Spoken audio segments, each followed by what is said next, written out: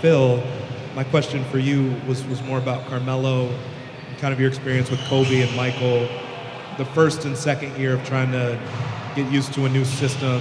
How much of a fight or a struggle is it to try to break certain habits for them in terms of moving the ball more? There's a period of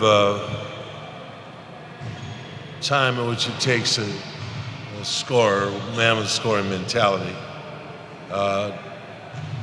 to play with the idea that you can't score every time you touch the ball. A lot of the scorers, it's a natural instinct is, I get the ball, I look to score. Looking to score is one thing, holding the ball is another. So that's one of the things that, players learn that tempo and rhythm. And I don't think it's going to be that difficult a situation. If I can go back and talk about 20-some years ago with Michael came off the wing and started playing at the top of the floor. That was a different position for him. Until Scottie Pippen, became the point guard for the Chicago Bulls, or the lead guard, as the terms go that we use.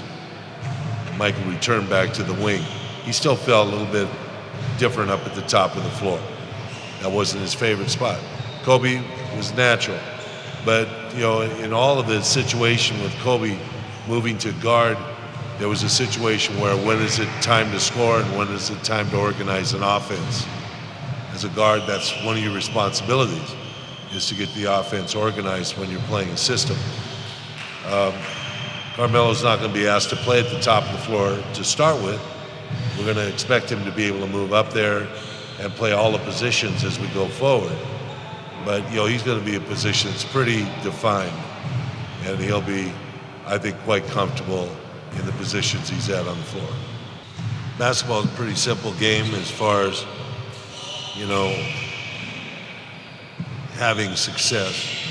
When players play completely without inhibition and they play with a tremendous amount of energy, they're going to be successful.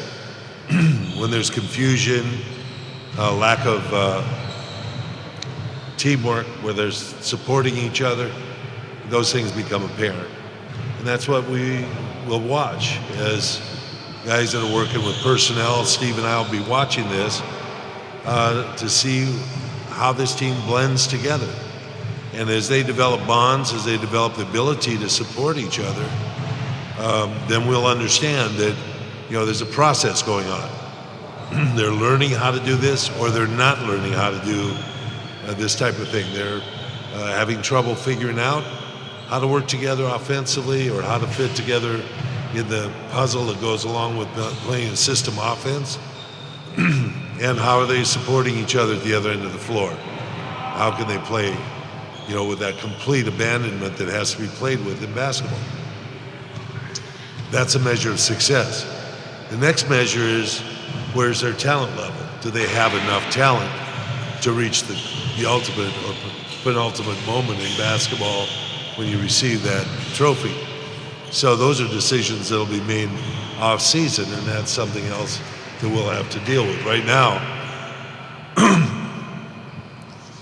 we're just looking at how well do they play together, what kind of bonds are they forming, and the chemistry, and how intensely they can play, how much energy they put out on the floor. So just to follow up on that, is it binary in your mind then? They're doing it, they're not doing it as an evaluation at the end of the year? Or do you have certain chronological benchmarks in your mind to be looking at it as well? Well, it takes probably a month to 6 weeks for teams to kind of gel in an idea of how to do this concerted work together.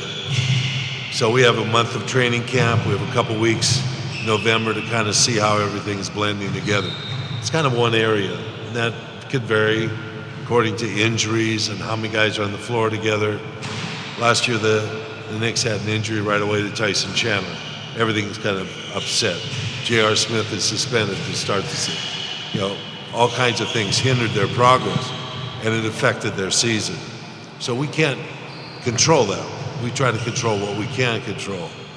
And the fact that we have a pretty good supporting cast and we have some young players, we think that we can, really get them playing hard and playing together. And that's what we try to do. There's a time around All-Star game where everything's kind of determined. We have a training 2 weeks later that kind of is our deadline, and so things start moving at that time. If we don't have coordinated activity, then we can make adjustments to our team.